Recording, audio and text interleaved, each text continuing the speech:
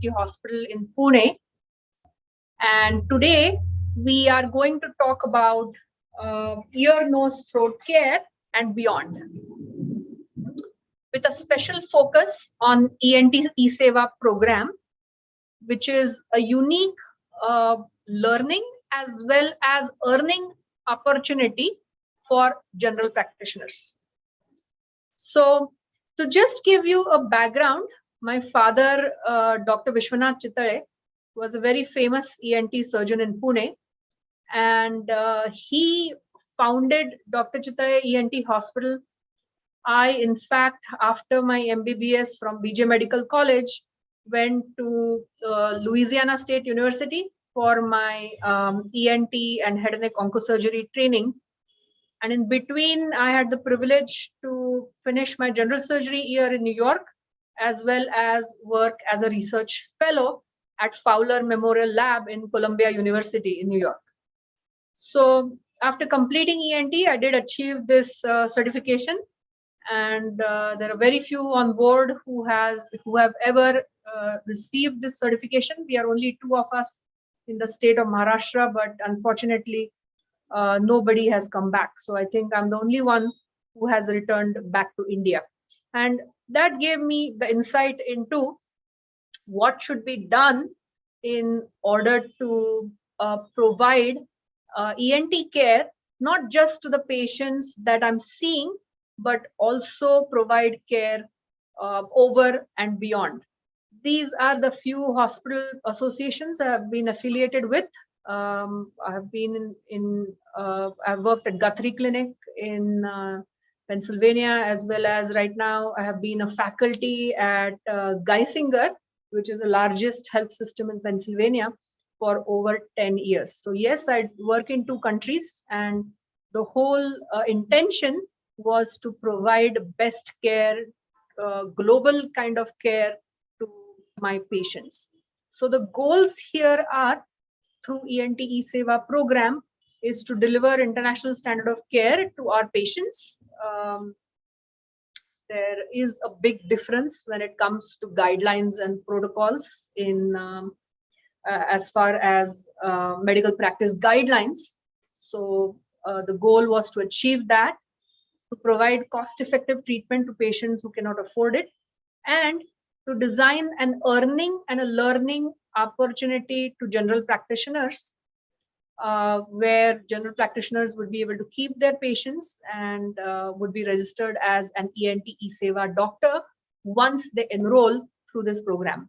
So I just want to go briefly over a few things about the various conditions in ENT. And let's just start with ears. So with the growing noise pollution, the first danger to the ears is, I would say, loud noise. So it is extremely improper to use earphones because what happens is, let me just show you the model of the ear, that the ear is divided into an outer ear, and then we have a middle ear and inner ear. The funnel kind of effect of the outer ear is extremely important to filter the frequencies that can hurt the inner ear. So never bypass this mechanism. This is an extremely important mechanism right here. So one shouldn't use earphones. Nowadays, it's a fashion. It's a growing fashion amongst young people and teenagers. But if you provide noise and use earphones, then your cochlea, the inner ear, would be damaged, because sound waves will just bang, bang, bang, would hurt the base of the cochlea. So it is better to use headphones, or it is better to use surrounding noise speakers, but don't use earphones. So the most critical thing about hearing loss is about early detection. And how do we make that happen? Because everybody cannot afford an audiogram and the ENT consult fee associated with it. So once you get enrolled for the enrolled in the ENT E-SEVA program, then the plan is to hand over the Herewell app to the registered doctors, so that the doctors would be able to do a hearing test on the phone itself which would help in early detection of hearing loss. Later on, the plan is to provide a hearing solution through this app. So we are still in development stages and research stages for that. But as we speak, that is getting developed. But the ability to test somebody's hearing just as an audiogram is absolutely available on the phone. Moving on, let's discuss something or a more critical problem, I would say, in ears is vertigo.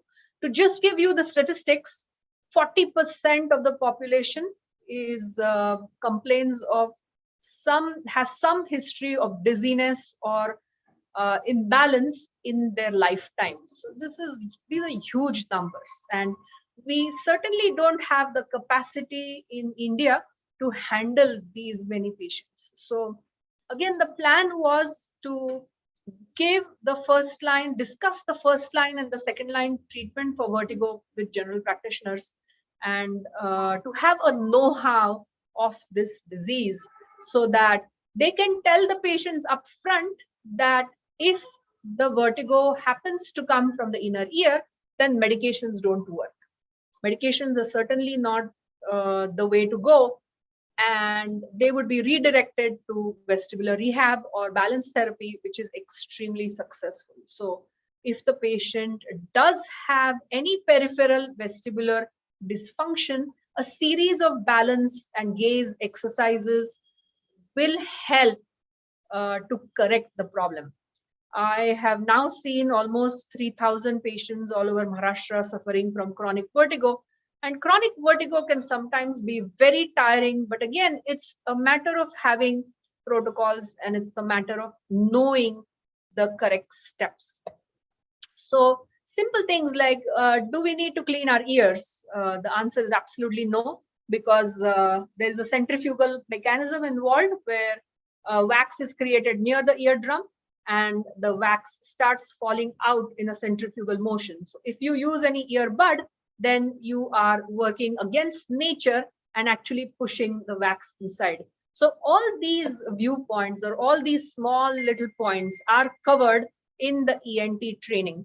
What if a patient comes to you and says that the ear starts bleeding, right? The patient is absolutely freaking out, very concerned, but all you have to do as a general practitioner is calm the patient down, give the patient some antibiotic drops, even if no matter the bleeding is from traumatic perforation because the patient was hit on the ear and now he has a traumatic eardrum perforation. But all we need to do is instruct the patient not to let water in the ear, don't put any Q-tip in the ear, and to put oil on a cotton ball or Vaseline on a cotton ball and stick that cotton ball in when the patient takes a bath or a shower so that water would not get in the ear, and give the patient reassurance that don't worry, the ear will heal. But this would be kind of the initial treatment. If the patient comes with ear pain, because ear pain is one of the most severe pain that in the body that anybody can experience, the best way is to tell them to take a Combiflam, not paracetamol, not Dolo, or not Crocin, because it does not have any anti-inflammatory effect. If there is a ear drainage, then I would start the patient on antibiotic drops. And again, go over the ear precautions with the patient. What can one do if, let's say, an insect gets into the ear?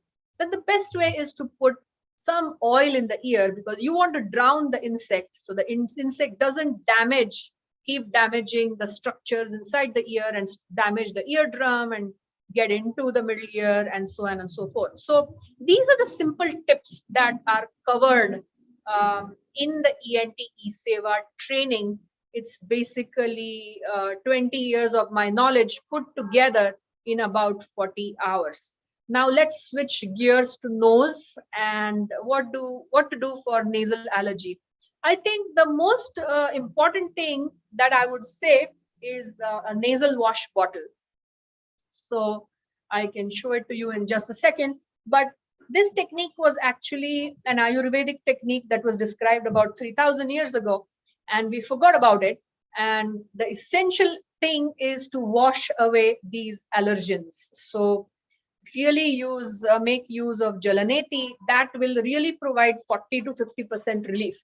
Now, what happens is doing the Jalaneti just with the water absolutely does not help. So we have created this that simple bottle with a squeezy bottle that can be used with packets, and these packets have medical grade salt in it, and the pH is balanced so that the water becomes like seawater, and that hypertonicity actually will reduce all the swelling and will remove the allergens, and the patient will start feeling better. You just have to squeeze the bottle and the water goes on one side and it comes out through the other side. So washing away allergens is the key thing and the main step, because if we discuss sinusitis for patients with chronic sinusitis, sinuses are nothing but air pockets that sit around the nose, and all these sinuses drain into the nose by a final common pathway, by a drainage pathway. And if the mouth of the sinuses is blocked, then that's the time that mucus starts building up in the sinuses. So it's extremely critical again to wash the nose so that the mouth of the sinuses open. And there's something called as maximal medical treatment that has been very well described by American Board of ENT. And it basically says to work with medical treatment on opening the mouth of the sinuses and not really jumping to a CT scan as the first step. But unless you provide the patient with nasal sprays, with Jalaneti and nose sprays and medications directed to this, we don't really start ordering a CT scan as the first step. So having said this, if the patient continues to have sinus issues and allergy problems, then of course we will move on to a very methodical allergy test. Allergy testing is extremely important to test environmental allergens in adult population. We shouldn't be doing allergy testing as a fashion, but allergy testing should really be done for patients who have failed medical management. And allergy testing is really for patients where there is an indication for immunotherapy. And once we identify these environmental allergens, then here at Chitral Hospital, we exactly make the SLIT, sublingual immunotherapy vaccines, using the formulas from US and Europe, where patients will start forming blocking antibody to the allergens that they're allergic to, so that the antigen antibody reaction does not happen and histamine is not released, thereby allergy symptoms are suddenly under control. But again, these testing and immunotherapy is really reserved for patients who have failed the medical treatment. So just like I said here, what happens is when the body forms antibody to the allergen, histamine is released. And with SLIT is sublingual immunotherapy, so it's very easy to take. It's just a drop of the vaccine every day underneath their tongue, 2 drops in the second week, 3 drops in the 3 weeks, and that's how it goes. And one bottle is finished in 5 weeks. So because of SLIT, blocking antibody is formed and antigen antibody reaction does not take place. So again, the ENT E-SEVA app has a few insights into what to do for frequent cold. In pediatric age group, I really feel that it's mostly the food allergens that play a role. And the number one food that causes a problem, big problem, is the casein in the milk. So we absolutely advise them to stop dairy and then boost their immune system by starting vitamin D and elderberry syrup and some flaxseed oil, and really address their gut, even give probiotics. So this different approach of treating allergy is extremely important, rather than just giving them anti-allergy medications. So in case a patient comes to you and he complains of nosebleed, then the first thing, of course, I would advise is to pinch the nose right over the little's area for 10 to 15 minutes, and then instruct them about no nose blowing, no heavy lifting, no straining, sneezing with the mouth open, and to apply Vaseline in the nose 2 times a day for 2 weeks. So Again, these points are covered where if a patient has a nasal fracture, then once the swelling goes down, I think the fracture should be repaired in and reduced in the next 2 to 3 weeks, because that is the only golden window that we get. After 3 weeks, the nose has to be rebroken and replaced, and that involves a much bigger surgery. So patients should be advised about minimum medications, minimum surgery, and especially for chronic problems, let's say for frequent throat pain. I think the number one cause of this is silent reflux. So hyperacidity needs to be addressed. So I would absolutely ask the patient to follow diet precautions like no caffeine, no chili vinegar, garlic, and take probiotics and eat alkaline foods. So let's change gears and go to larynx. If a patient has a change in the voice for more than 2 weeks, then laryngoscopy has to be performed. So, which gives us a detailed examination of the vocal cords and the entire voice box. So, the general practitioners have to know that if there is a change in voice for more than 2 weeks, then a laryngeal exam has to be performed, and because it is key to see if something else is going on.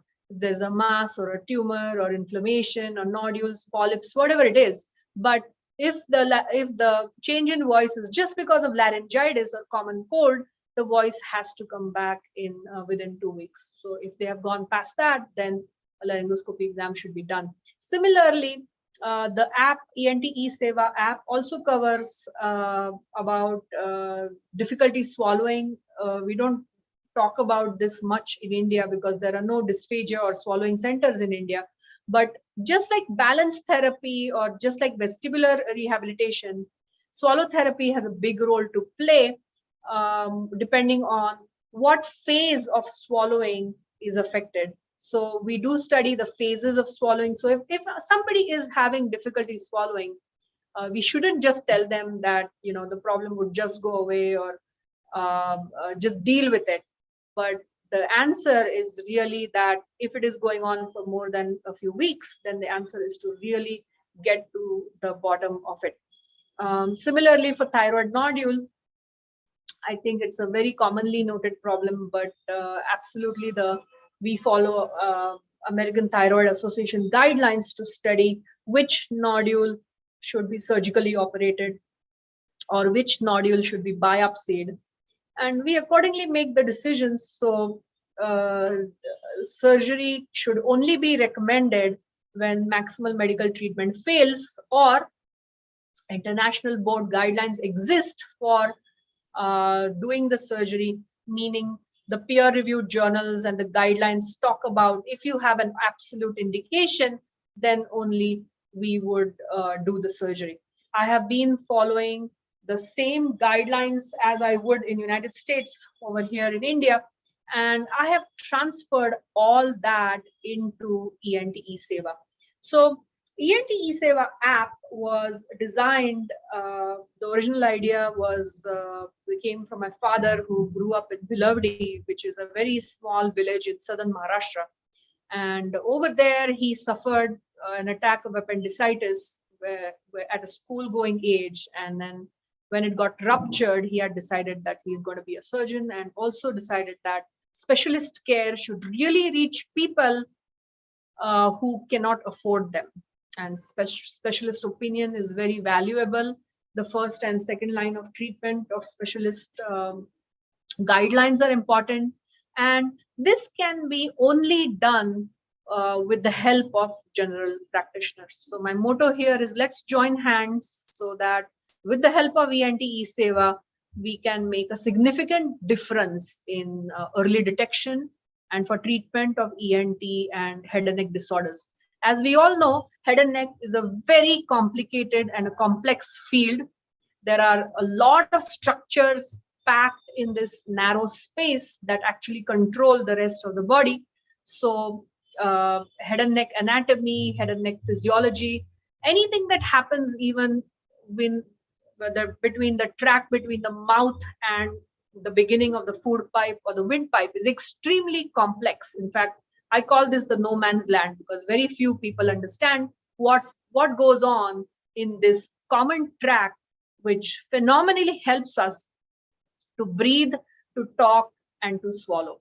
So ENT ESEVA is about enrolling. We have ENT specialists right here in the center, and we have the general practitioners that we register under the umbrella of ENoTh that become ENT ESEVA doctors. And the patients from rural area or from slum area or anybody who couldn't afford really the ENT specialist care would approach the ENT ESEVA doctor. And this doctor in turn will send a consult to the ENT specialist.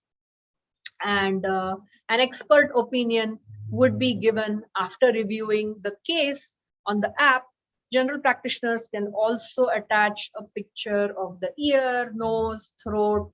They can attach the reports, any investigations that have been previously done, to come up with a working diagnosis. And based on that working diagnosis, the first line and the second line treatment would be recommended to the general practitioner, who would then give it to his patient at a very affordable cost of 200 rupees. So we are proposing that the general practitioner would get 100 rupees, and the other 100 rupees we have divided into the help desk and ENT specialist. And once the doctor gets registered for ENT ESEVA, the plan, the future plan is to create ENoTh coordinators in his area, and these coordinators will help to create the awareness and identify these patients.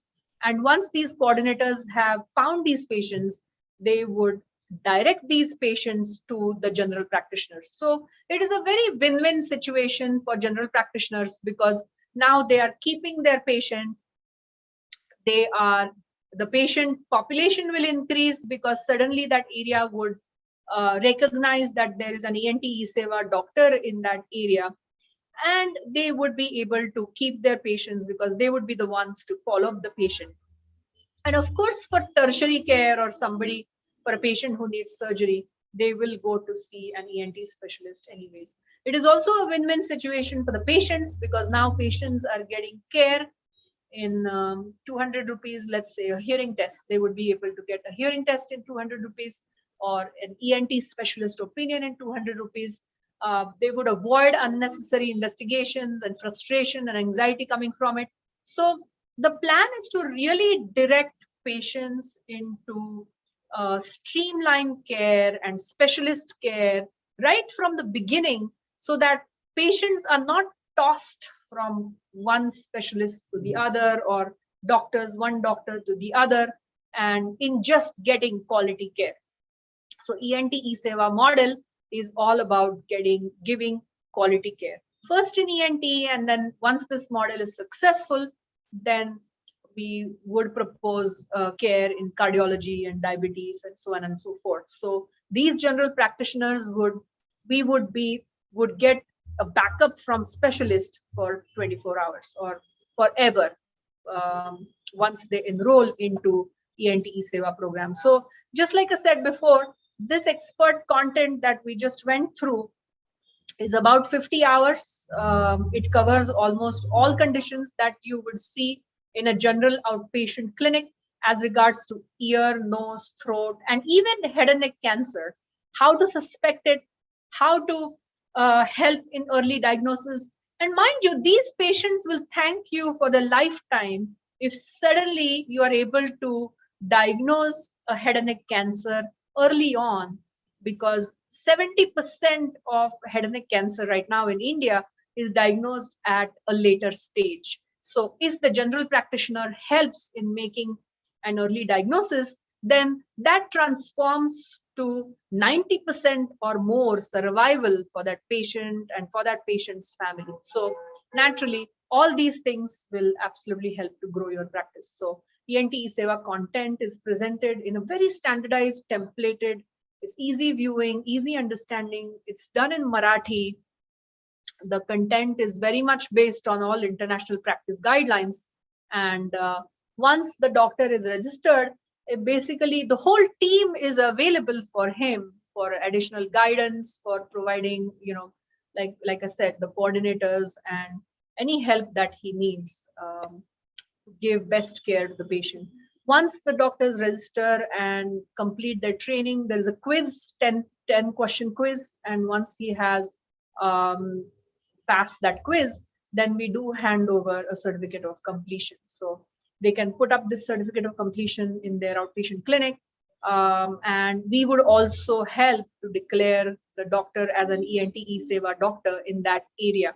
So I already went through these benefits, but benefits to general practitioners is basically availability of world-class training, which is right now free of charge. So anybody who is interested should enroll right away. Expert training for handling complex ENT cases, expert support. You can track your own patient's data for future reference. We do provide an access to a novel ENT kit. For example, if a patient comes to you for chronic ear drainage, then there is something called as a magic ear powder. So we would be providing that to you where the drainage would just stop. So a patient could be coming to your clinic with a history of chronic ear drainage for years together. And suddenly, once you put that magic ear powder, and we have the videos on how to put it, and all the detailed instructions come with it. And once you put the powder, the ear will just get dry, and you will help the patient by arresting the problem earlier and not letting it progress to complicated otitis media, which is basically ear infection spreading to the brain and spreading to the inner ear or causing facial nerve paralysis. So really, you're really helping the patient with not just early detection, but providing the patient with the correct form of treatment. So this is in detail about the ENT E-SEVA program, and this is the number. So please absolutely contact us at this number. Us at ENoThFoundation@gmail.com, and you can just send an email that I'm interested in ENT E-SEVA program, and then our team will be able to contact you and get you registered and provide you the details about how the training could be done. Thank you.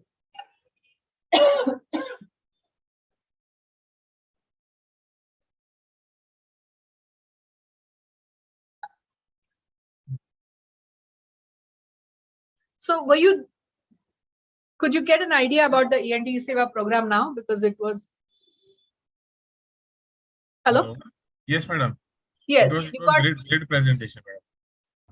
I don't know what great, but I have been trying to simplify things. Yeah. So can we also get a copy of the recording? Yes, definitely, madam. We'll share you. We'll share you. Okay. And you could forward it to your doctors? Yes, definitely. This will already be the recorded session will be added to our digital platform as well. I see. So even doctor will miss the live session, they can also view the recording as well from digital platform. I see. So basically, all the things that primary care or a general practitioner needs to know, are covered in the training. And it's not just training, but the plan is to provide support to them. So it is also helping them grow their practice. Okay. So, and I don't think there is any such program out there. I mean, not even in the entire country that does that. So